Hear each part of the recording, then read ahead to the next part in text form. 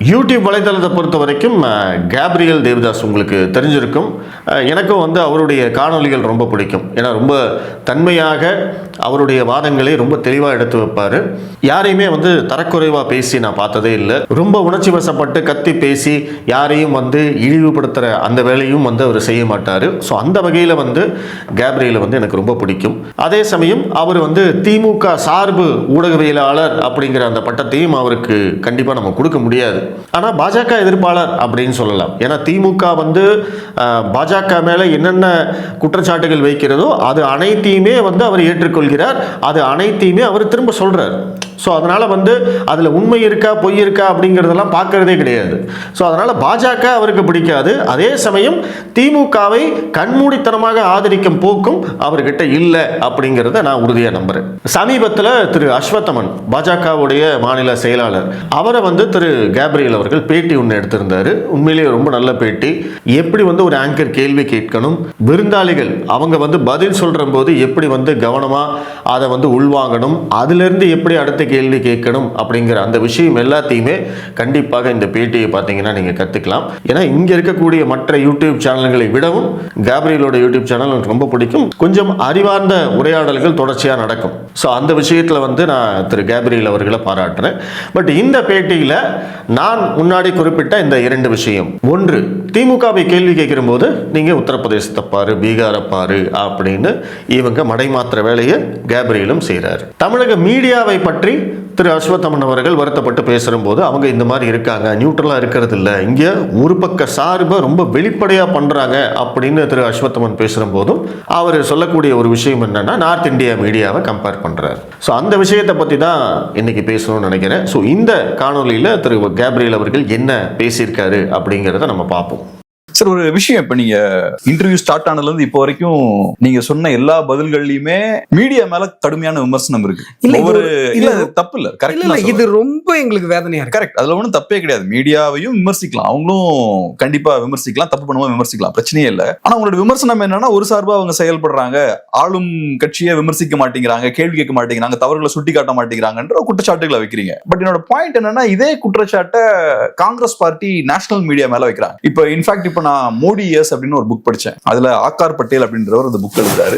அதுல ஒரு டேட்டா போடுறாரு. ஒரு வருஷத்துல நடக்கக்கூடிய அந்த பிரைம் டைம் டிபேட்ஸ் எல்லாம் இருக்கு இல்லையா, 90% பார்த்தோம்னா காங்கிரஸ் பார்ட்டியை டார்கெட் பண்ணி அவங்க டிபேட்ஸ் நடத்துறாங்க. மோஸ்ட்லி அவங்க பிஜேபி கவர்மெண்ட்டை விமர்சிக்கவே இல்லை. சோ இப்ப நிறைய பத்திரிகையாளர்கள் நான் பார்க்கும்போது சொல்ற விஷயம் என்னன்னா, பிஜேபி அங்க நார்த்ல நேஷனல் மீடியாவுக்கு என்ன பண்ணாங்களோ அதே விஷயத்த திமுக இங்க தமிழ் மீடியாவுக்கு பண்ணிட்டாங்கன்றாங்க. சோ ரெண்டுக்கு வித்தியாசம் இல்லைன்றாங்க. அதான் பாஜக வந்து நார்த் இந்தியன் மீடியாவை எப்படி கண்ட்ரோல் பண்ணுறாங்களோ அதே மாதிரி திமுக இங்கே தமிழ்நாட்டில் மீடியாவை கண்ட்ரோல் பண்ணுறாங்க.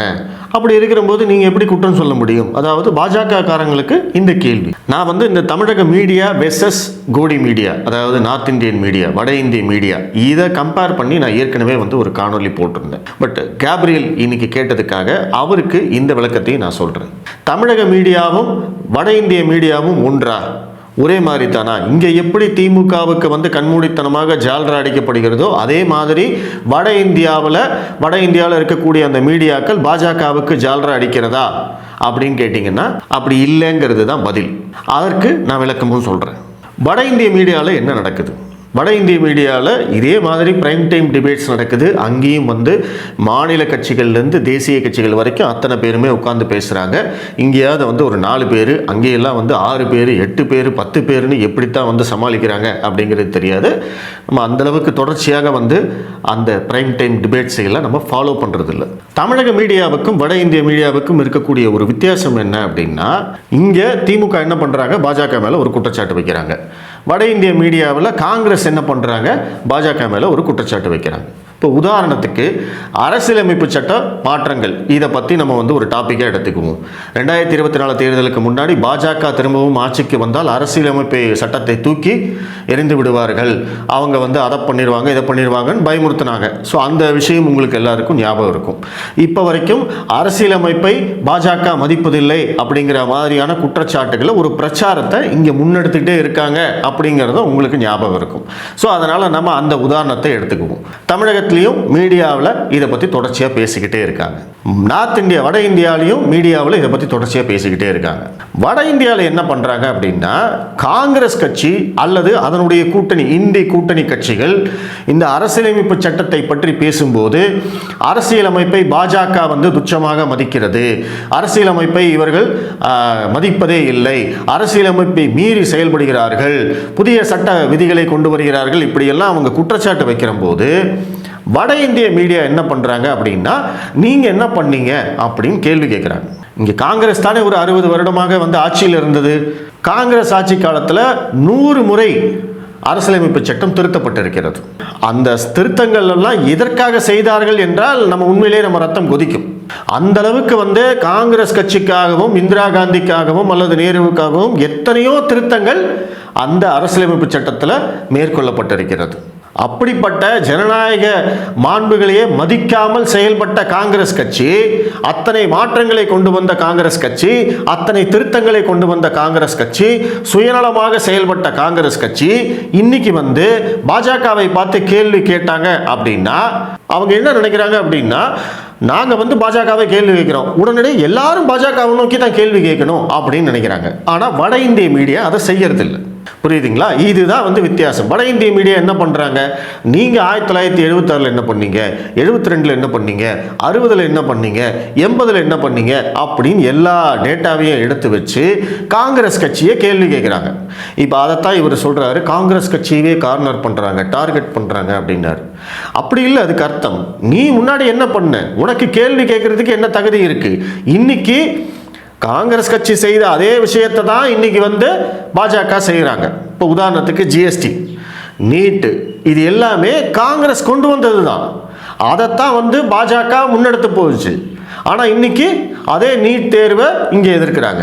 ஜிஎஸ்டி வந்து ஐயோ ஜிஎஸ்டியால் கொள்றாங்களே அப்படின்னு ராகுல் காந்தி வரைக்கும் பிரச்சாரம் பண்ணுறாங்க. காங்கிரஸும் வந்து ஜிஎஸ்டி கொண்டு வந்தது, பாஜக அதை அமல்படுத்தியது. இல்லை இது நாங்கள் கொண்டு வந்த ஜிஎஸ்டி இல்லை, இது வேற அப்படின்னு சொன்னால் இது எப்படி ஏற்றுக்க முடியும்? சரி, அப்போ வேற என்னன்னு சொல்லுன்னு கேட்பாங்களா மாட்டாங்களா? அந்த எதிர்கேள்வியை காங்கிரஸ் கட்சி விரும்புவதில்லை. புரியுதா உங்களுக்கு? காங்கிரஸ் கட்சியை எந்த கேள்வியும் கேட்கக்கூடாது அப்படின்னு அவங்க விரும்புகிறாங்க. இன்னைக்கு பாஜக தான் ஆட்சியில் இருக்கு, அவங்கள மட்டும் கேள்வி கேளுங்க, அவங்கள பதில் சொல்லுங்க, அவங்கள எல்லாத்துக்கும் பொறுப்பாக்குங்க அப்படிங்கிறது மட்டும்தான் சொல்றாங்க. இந்த டிபேட் நடக்கிறதன் மூலமாக காங்கிரஸ் கட்சியுடைய பழைய வரலாறுகள் இன்னைக்கு மக்கள்கிட்ட போய் சேருது, அடுத்த தலைமுறை கிட்ட, புதிய இளைஞர்கள்ட்ட போய் சேருது. இதெல்லாம் தான் அவங்களுக்கு பிடிக்கிறது இல்லை. அதுவே நீங்க தமிழகத்தை எடுத்துக்கோங்க. தமிழகத்திலையும் இதே மாதிரியான விவாதங்கள் தொடர்ச்சியாக நடந்துகிட்டே இருக்கு. தமிழகத்தில் நம்ம இந்த டாப்பிக்கை வந்து நம்ம வேற மாதிரி எடுத்துக்கலாம். இப்போ உதாரணத்துக்கு வந்து மாநில சுயாட்சி, இப்போ வந்து தீர்மானம்லாம் போட்டாங்க, அதற்கு வந்து வெற்றி விழாவெல்லாம் கொண்டாடினாங்க, அது ஒன்று.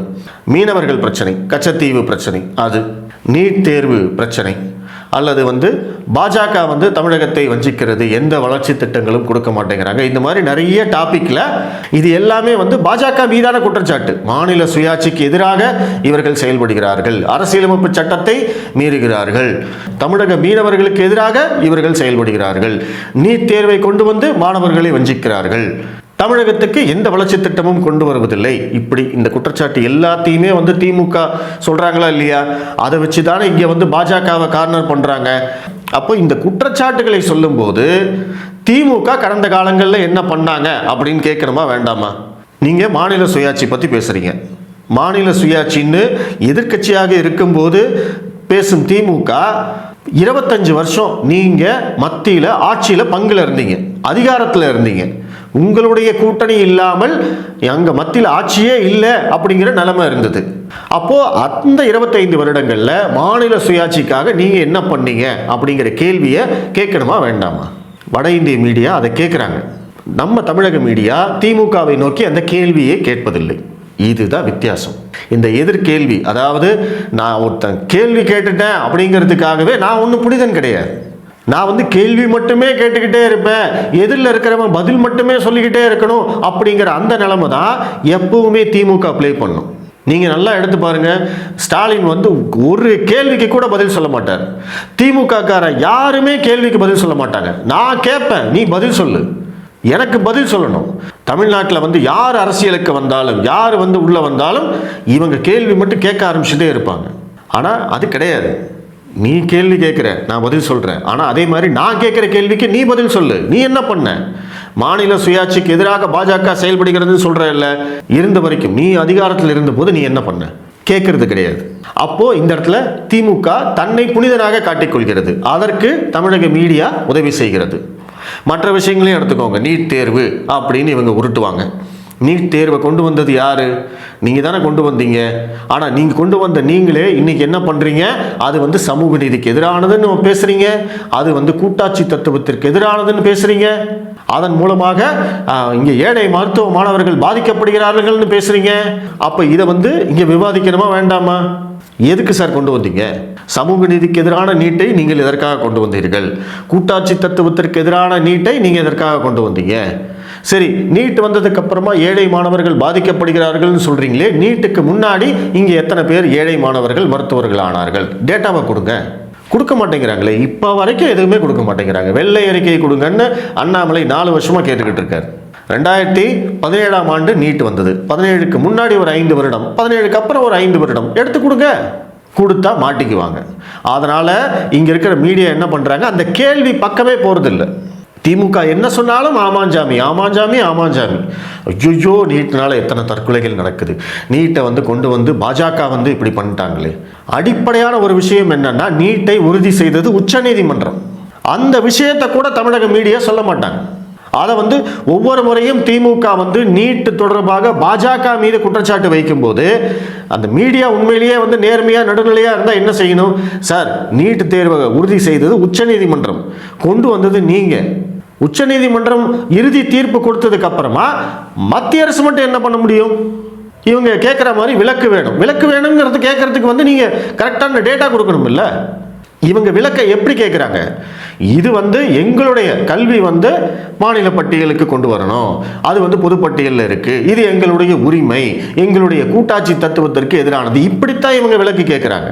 இதற்கும் ஒரு தேசிய அளவில் நடக்கக்கூடிய நுழைவுத் தேர்வுக்கும் என்ன சம்பந்தம்? இந்த கேள்விகள் எதையுமே திமுகவை நோக்கி கேட்பதில்லை. தமிழக மீனவர்கள் சம்பந்தமாக ஏதாவது டிபேட் வரும். கச்சத்தீவை கொடுத்தது யார் அப்படின்னு. இப்போ அதெல்லாம் அதை பற்றி பேசுறதே இல்லை. கச்சத்தீவுங்கிற வார்த்தையே திமுக காரங்க வாயில வர்றதே இல்லை. என்ன காரணம்னா, கச்சத்தீவை கொடுத்ததே இவர்கள் தான் அப்படின்னு அண்ணாமலை அவர்கள் ப்ரூவ் பண்ணிட்டார். அதனால் இவங்க அதை பற்றி பேசுறதில்ல. ஆனால் தமிழக மீனவர்கள் பற்றி தொடர்ச்சியாக லெட்டர் எழுதி தமிழக மீனவர்களுக்கு எதிரிகளாக பாஜகவை, மத்திய அரசை சித்தரிக்கும் வேலையை இங்கே தொடர்ச்சியாக செஞ்சுக்கிட்டே இருக்காங்க. அப்போ அதை பற்றியெல்லாம் பேசும்போது, அதை பற்றி டிபேட் பண்ணுற போது, இன்னைக்கு தமிழக மீனவர்களை கைது செய்கிறார்கள், படகுகளை பறிமுதல் செய்கிறார்கள், அவர்களை சிறையில் அடைக்கிறார்கள் அப்படின்லாம் பேசக்கூடிய திமுகவினரை பார்த்து, நீங்களும் காங்கிரஸும் கூட்டணி ஆட்சியாக இருந்தபோது 800 மீனவர்கள் சுட்டு கொண்டிருக்காங்க. அதற்கு யார் பொறுப்பு? அன்னைக்கெல்லாம் நீங்கள் ஏன் பேசவே இல்லை அப்படிங்கிற அந்த கேள்வியை அவங்ககிட்ட கேட்கணுமா வேண்டாமா? ஆனால் இங்கே அதை கேட்கறது கிடையாது. ஏன்? எதுக்காக திமுகவை காப்பாற்றுறீங்க? அதுதான் தமிழக மீடியாவுக்கும் வட இந்திய மீடியாவுக்கும் உள்ள வித்தியாசம். அங்கே காங்கிரஸ் ஒரு குற்றச்சாட்டை வைக்கிறது, காங்கிரஸை பார்த்து நீ இருந்த போது என்ன பண்ணன்னு கேட்குறாங்க. அதே தானே இங்கேயும் திமுக ஒரு குற்றச்சாட்டை வைக்கிறது, திமுக இருந்த போது என்ன பண்ணாங்க அதை சொல்லிட்டு தானே இவங்க பேசணும். இன்னைக்கு ஸ்டாலின் தன்னுடைய ஆட்சியை தனக்குத்தானே புகழ்ந்து கொண்டிருக்கும் போது இவர் என்ன பண்றாரு?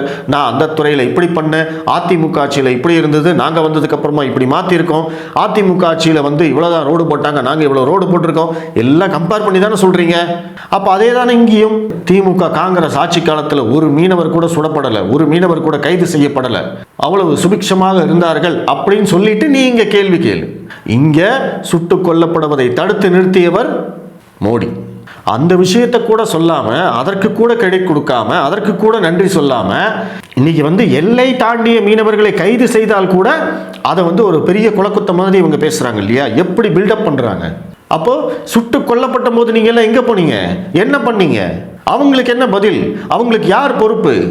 அதற்கு பொறுப்பேற்றுக்கிட்டு சுட்டு கொல்லப்பட்ட மீனவர்கள் மத்தியில் போய் நின்று ஸ்டாலின் அவர்கள் மன்னிப்பு கேட்க சொல்லுங்க. காங்கிரஸ் கட்சியையும் கூட கூட்டிட்டு போக சொல்லுங்க, ராகுல் காந்தியை கூட கூட்டிட்டு போக சொல்லுங்க. இத்தனை மீனவர்கள் எங்க ஆட்சி காலத்தில் சுட்டு கொல்லப்பட்டு இருக்கிறார்கள், நாங்கள் மன்னிப்பு கேட்டுக்கிறோம்னு சொல்லுங்க. அதுக்கப்புறமா பாஜகவை கேள்வி கேட்கலாம். அப்போ திமுகவை காப்பாற்றும் நோக்கத்தோடு தான் இங்க தமிழக மீடியா செயல்படுகிறது அப்படிங்கிறது வெட்ட வெளிச்சம். அங்க வட இந்தியாவில் அவங்களுக்கு காங்கிரஸை காப்பாற்ற வேண்டும் என்ற அவசியம் இல்லை. அதுதான் வித்தியாசம். இவங்க இதை வச்சு தான் உருட்டிக்கிட்டே இருக்காங்க. பத்தியா, நார்த் இந்தியாவில் வந்து காங்கிரஸ் கட்சியை டார்கெட் பண்ணுறாங்க, கார்னர் பண்ணுறாங்க, மோடிக்கு ஜால்ரா போடுறாங்க அப்படின்னா, இப்போ தமிழகத்தில் வந்து திமுக கேள்வி கேட்கும்போது திமுகவை எதிர்கேள்வி கேட்டால் உடனடியாக இவங்கெல்லாம் என்ன செய்வாங்க? பார்த்தீங்களா, மீடியா வந்து மோடிக்கு ஆதரவாக செயல்படுகிறது, அதிமுகவுக்கு ஆதரவாக செயல்படுகிறது அப்படின்னு பேசுவாங்க. அதே தான் அங்கேயும் பேசுகிறாங்க. இதுதான் வந்து வித்தியாசம். இந்த வித்தியாசத்தை தான் திரு கேப்ரியல் அவர்களுக்கு நான் சொல்ல விரும்புகிறேன். அங்கே வந்து பாஜகவையும் கேள்வி கேட்கிறார்கள், எதிர்க்கட்சிகள் என்னவெல்லாம் கேள்வி கேட்கிறதோ அந்த கேள்விகள் அனைத்தையுமே பாஜகவினரையும் பார்த்து கேட்கிறார்கள், பாஜக காரங்களும் பதில் சொல்றாங்க. ஆனால் கூடவே எதிர்க்கட்சிகளையும் பார்த்து கேள்வி கேட்கிறாங்க. அதுதான் வட இந்திய மீடியாவில் நடந்துகிட்டு இருக்கு. தமிழக மீடியாவில் எதிர்க்கட்சிகள் பாஜகவை பார்த்து என்ன கேள்வி கேட்டாலும் அது எல்லாத்தையுமே இவங்களும் கேட்குறாங்க. ஆனால் எதிர்க்கட்சிகளை பார்த்து கேட்கறதே கிடையாது. திமுகவை பார்த்து எந்த கேள்வியும் கேட்கறதே கிடையாது. திமுகவை எப்படி காப்பாற்றலாம், திமுக சொல்வதுதான் உண்மை அப்படின்னு மக்கள்கிட்ட கொண்டு போய் சேர்க்கிற வேலையை தான் இன்னைக்கு தமிழக மீடியா பார்த்துக்கிட்டே இருக்காங்க.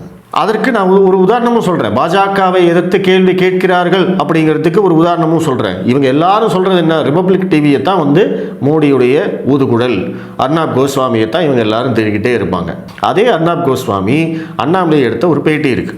இது எந்த காலகட்டம்னா, அண்ணா பல்கலைக்கழக மாணவி அவங்க பாலியல் துன்புறுத்தலுக்கு ஆனானதுக்கு பிறகு அண்ணாமலை அவர்கள் சாட்டையால் அவரை அடிச்சுக்கிட்டார். உங்கள் எல்லாருக்கும் ஞாபகம் இருக்கும். அதற்கு பிறகு ரிபப்ளிக் டிவியில் அர்னாப் கோஸ்வாமியோட நேருக்கு நேராக ஒரு கிட்டத்தட்ட ஒரு ஜூம் இன்டர்வியூ மாதிரி, ஃபோனில் கூட கிடையாது, ஜூம் இன்டர்வியூ மாதிரி ஒரு இன்டர்வியூ அண்ணாமலை கொடுக்குறார். அப்போது அண்ணாமலை மேலே எதிர்க்கட்சிகள் என்னவெல்லாம் குற்றச்சாட்டு வைத்தனரோ அதை அத்தனையுமே அவர் கேள்வியாக கேட்டார். நீங்கள் வந்து பப்ளிசிட்டிக்காகத்தான் நீங்கள் சாட்டையில் அடிச்சுக்கிட்டீங்களா? நீங்கள் வந்து சாட்டையில் அடிச்சுக்கிட்டதுனால அந்த பெண்ணுக்கு எப்படி நீதி கிடைக்கும்? உங்களுடைய மாநிலங்களில், நீங்கள் ஆட்சி செய்யக்கூடிய மாநிலங்களில் இப்படியெல்லாம் நடக்கிறது இல்லையா? இது எல்லா கேள்வியும் கேட்கப்பட்டது. அதாவது இது எல்லாமே வந்து ஆட்சியாளர்களுடைய பிரதிநிதிகளாக இருப்பவர்களுக்கு சங்கடங்களை தரக்கூடிய கேள்விகள். அந்த கேள்விகளை கேட்குறாரு அவர். உங்களுக்கு நம்பிக்கை இல்லைன்னா நீங்கள் அந்த பேட்டியை எடுத்து கூட பார்க்கலாம். Republic TV, Arnab Goswami, Annamalai. நான் இது வந்து ஒரு உதாரணத்துக்கு சொல்கிறேன். இது மாதிரி நிறைய உதாரணங்கள் சொல்ல முடியும். எல்லா சேனல்லையும் இந்த மாதிரி கேள்விகளை கேட்குறாங்க. இந்தியா டுடே ஆகட்டும், இல்லை என்டிடிவி ஆகட்டும், டைம்ஸ் நவ் ஆகட்டும், எல்லா சேனல்லையும் இந்த எதிர்கேள்விகள் கேட்குறாங்க. எல்லா சேனல்லையும் பாஜகவுக்கு எதிரான கேள்விகள் கேட்கப்படுது. அதே சமயம் எதிர்க்கட்சிகளை நோக்கியும் கேள்விகள் கேட்கிறாங்க. ஆனால் இங்கே தமிழகத்தை பொறுத்த வரைக்கும் திமுகவை நோக்கி எந்த கேள்வியும் கேட்காமல் அவர்களை காப்பாற்றுவது மட்டுமே தங்களுடைய முழு நேர வேலையாக செய்வதுதான் தமிழக ஊடகங்கள் செய்து கொண்டிருக்கின்றன. இதுதான் வந்து தமிழக மீடியாவுக்கும் வட இந்திய மீடியாவுக்கும் இருக்கக்கூடிய வித்தியாசம். திமுக காரனை பொறுத்த வரைக்கும் அவனுக்கு கேள்வியே கேட்கக்கூடாது.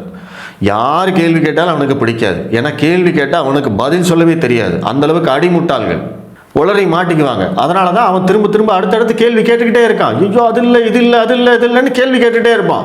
ஊடகங்களும் அதையே தான் பண்ணிக்கிட்டு இருக்காங்க. அதனால் திரு கேப்ரியல் அவர்களுக்கு நம்ம சொல்லிக்கொள்ளக்கூடியது, தமிழக மீடியாவும் வட இந்திய மீடியாவும் ஒன்று கிடையாது. அவங்க அங்கே உண்மையை புரிஞ்சுக்கிறாங்க. என்ன உண்மையோ அதை மக்கள்கிட்ட கொண்டு போகிறாங்க. எதிர்க்கட்சிகள் கேட்கக்கூடிய கேள்விகளை பாஜகவை நோக்கி கேட்கிறார்கள், பாஜக வைக்கும் கேள்விகளை எதிர்க்கட்சிகளை நோக்கி கேட்கிறார்கள். அதுதான் வந்து ஜனநாயகமாக இருக்க முடியும். இரண்டு பேரையும் கேள்வி கேட்கிறாங்க. ஆனால் காங்கிரஸ்க்கு வந்து அது சங்கடமாக இருக்குது. அவங்களால பதில் சொல்ல முடியல. ஏன்னா வரலாறு அவங்களுக்கு எதிராக இருக்குது. அதனால் அவங்க வந்து ஐயோ நேஷனல் மீடியாவில் எங்களுக்கு வந்து ப்ரெசன்ஸே இல்லை, எங்களை டார்கெட் பண்ணுறாங்க அப்படின்னு அழுது புலம்புறாங்க. அதை காமிச்சு இங்கே தமிழக மீடியாவை இவங்க நியாயப்படுத்துகிறாங்க. சரி, இப்போ உங்கள்கிட்ட பேசும்போது காவல்துறை லாக்அப் மரணங்கள்லாம் பத்தி பேசும்போது ரொம்ப வருத்தப்பட்டு பேசுறீங்க. நியாயமான ஒரு விஷயமும் கூட தான், ரொம்ப அவலமான ஒரு விஷயம் அது. ஆனா இப்ப இந்த இஷ்யூவை பத்தி பேசும்போது, சாரி இப்ப நான் திரும்பவும் நேஷனல் பாலிடிக்ஸுக்கு போறேன், தப்பா நினைச்ச கூடாது. திமுக தரப்புல சொல்ற விஷயம் என்னன்னா, இது ஓகேங்க 24 நடந்திருக்குன்னா தப்பு, யூபில 100கணக்கா நடக்குது அப்படின்றாங்க. இல்ல நீங்க டேட்டா கொடுங்க. டேட்டா நீங்க வந்து 4 வருஷத்துல லாக்அப் டெத் அவங்க என்ன பண்றாங்க, அந்த என்கவுண்டர் எல்லாம் இந்த லிஸ்ட்ல சேர்க்கிறாங்க. யூபில என்கவுண்டர் அதிகம். நானே அடுத்து இந்த கம்பாரிசன், எந்த கேள்வி கேட்டாலும் உடனடியாக யூபியை பாரு, பீகாரை பாரு, குஜராத்தை பாரு, அங்கே என்ன நடக்குதோ அதையெல்லாம் எடுத்து கொண்டு வந்து இங்கே செய்தியாக போட்டு, பார்த்தீர்களா பாஜகவின் அலங்கோலத்தை அப்படின்னு வந்து இங்கே வந்து ஒரு பிரச்சாரம் பண்ணுறது. இதையே வந்து திமுக ஒரு தொடர்ச்சியாக அவங்கள ஒரு ஃபார்முலா மாதிரி பண்ணிக்கிட்டு இருக்காங்க. என்னன்னா இதை காமிச்சு இவங்களை பாதுகாத்துக்கொள்வது, இவர்களை காப்பாற்றுவது. முதல்ல இந்த மாதிரியான வாதங்களே வந்து திமுகவை காப்பாற்றுவதற்காகத்தான் செய்யக்கூடியது. இந்த வாதங்களை திமுக எடுத்து வைக்கலாம், நான் தப்பே சொல்லலை. அவங்க வந்து பாஜகவை கவுண்டர் பண்ணுற போது இந்த வாதங்களை எடுத்து வைக்கிறாங்க, அதிமுகவை கவுண்டர் பண்ணுற போது அதிமுக ஆட்சியில் நடைபெற்ற சில விஷயங்களை எடுத்து வைக்கிறாங்க. சரி, ஓகே. ஆனால் ஊடகவியலாளர்கள் எதற்கு இந்த வாதத்தை எடுத்து வைக்க வேண்டும்? நீங்க எதுக்கு திமுகவை டிஃபெண்ட் பண்றீங்க? அதுதான் இங்க கேள்வி. ஆமா, இங்க நடக்குது, ஓகே, நடக்கிறதுக்கு என்ன பண்ணணும் அப்படின்னு கேளுங்க. அல்லது நீங்க திமுகவையும் பாஜக ஆட்சியும் கம்பேர் பண்ணாம பாஜக ஆட்சியில் உத்தரப்பிரதேசத்தில் எப்படி நடக்குதுன்னு கேள்வி கேளுங்க. அதுல கூட ஒரு நியாயம் இருக்கு. ஆனா அது கூட நம்மளுக்கு தேவையில்லாத விஷயம். உத்தரப்பிரதேசம் மட்டும்தான் வந்து ஒரு மாநிலமா இந்தியாவில்? எத்தனை மாநிலங்கள் இருக்கு? ஏன் கர்நாடகாவை பத்தி பேசல, கேரளாவை பத்தி பேசல, ஒரிசாவை பத்தி பேசல, ஜம்மு காஷ்மீரை பத்தி பேசல? ஆனால் உத்தரப்பிரதேசத்தை மட்டும் நாங்கள் தொடர்ச்சியாக பேசிக்கிட்டே இருப்போம் அப்படின்னா அது என்ன அர்த்தம்? அப்போ அது நம்மளுக்கு தேவையே இல்லை. தேவையே இல்லாத ஒரு வாதத்தை இங்கே தமிழர்கிட்ட திரிக்கிறது. அந்த வேலையைத்தான் திரு கேப்ரியல் அவர்களும் பண்றார். இவர் வந்து திமுகவை தொடர்ச்சியாக விமர்சனம் செய்யும் போது அதுக்கு திமுகவை டிஃபெண்ட் பண்றதுக்காக நீங்க இந்த வாதத்தை எடுக்கிறீங்களே அப்படிங்கிறது தான் நம்மளுடைய கேள்வி. இந்த வாதத்தை எடுப்பதன் மூலமாக திமுகவை காப்பாற்றுகிறார்கள், வாதத்தை திசை திருப்புறீங்க. இவங்க எல்லாருக்குமே நான் ஒரே கேள்வியை தான் திரும்ப திரும்ப கேட்குறேன். பாஜக திமுக மீது ஒரு குற்றச்சாட்டு வைக்கிறது. இப்போ லாக்அப் டெத்தை பற்றி குற்றச்சாட்டு வைக்கிறாங்க. நீங்கள் உடனே என்ன பண்ணுறீங்க? உத்தரப்பிரதேசத்தை பாருன்னு சொல்கிறீங்க. சரி, ஓகே, பாஜகவுடைய வாயை அடைச்சிட்டிங்க. அப்போ அதே கேள்வியை அதிமுக கேட்குற போது, அதே கேள்வியை நாம் தமிழர் கட்சி கேட்குற போது, தாவேகா கேட்குற போது, அப்போ அவங்களுக்கெல்லாம் என்ன பதில்? அதிமுகவுக்கு அவங்களுடைய ஆட்சியை பற்றி பேசுறது, நாம் தமிழர் கட்சியும் தாவேகாவும் கேட்குற கேள்விகளுக்கு பதில் சொல்லாமல் கடந்து போவது. சரி, இவங்களுடைய வாயெல்லாம் அடைச்சிட்டீங்களே, திமுக அந்த கேள்விக்கு பதில் சொல்லணுமா வேண்டாமா? அந்த பதில் என்ன? 24 பேர் இறந்துருக்காங்கல்ல, பாஜக கேள்வி கேட்குறாங்க, அவன் வாயை அடைச்சிட்ட, அதிமுக கார வாயை அடைச்சிட்ட, இவங்க கேள்விக்கு பதில் சொல்ல மாட்டேன். ஆனால் அந்த 24 பேர் இறந்தது உண்மைதானே? அந்த 24 பேருக்கு என்ன பதில்? தமிழகத்துடைய சட்டம் ஒழுங்குக்கு என்ன பிரச்சனை? காவல்துறை செய்ததுக்கு யார் பொறுப்பு? இந்த கேள்விக்கெல்லாம் பதில் சொல்லணுமா வேண்டாமா? அந்த கேள்விகளை திமுகவை நோக்கி கேட்க விடாமல் தடுப்பதுதான் இந்த ஊடகவியலாளர்களுடைய வேலை. அதுதான் என்னுடைய குற்றச்சாட்டு. அதை வந்து திரு கேப்ரியல் அவர்களும் அவர் தெரிஞ்சு செய்கிறாரா தெரியாமல் செய்கிறாரா? ஏன்னா இது வந்து ஊடகவியலாளர்களுடைய தர்மமே ஆயிடுச்சு. யார் கேள்வி கேட்டாலும் அவங்கள வந்து திமுக என்ன கேள்வி கேட்குதோ அதையே இவர்களும் கேட்பது. திமுகவுடைய கேள்வியை கேட்பதற்கு அவங்களுடைய கொள்கை பரப்பு செயலாளர்கள், அவங்களுடைய செய்தி தொடர்பாளர்கள் இருக்காங்க சார். நீங்க நெறியாளர், மீடியாக்காரர், நீங்க உங்க வேலையை பாருங்க. உங்ககிட்ட கேள்விகள் இல்லையா? ஆனா இங்க திமுக காரங்க கேட்கறாங்கன்னு சொல்லியே அந்த கேள்வி, திமுக கேட்கக்கூடிய கேள்விகளை மக்கள் கிட்ட கொண்டு போய் சேர்க்கிறது.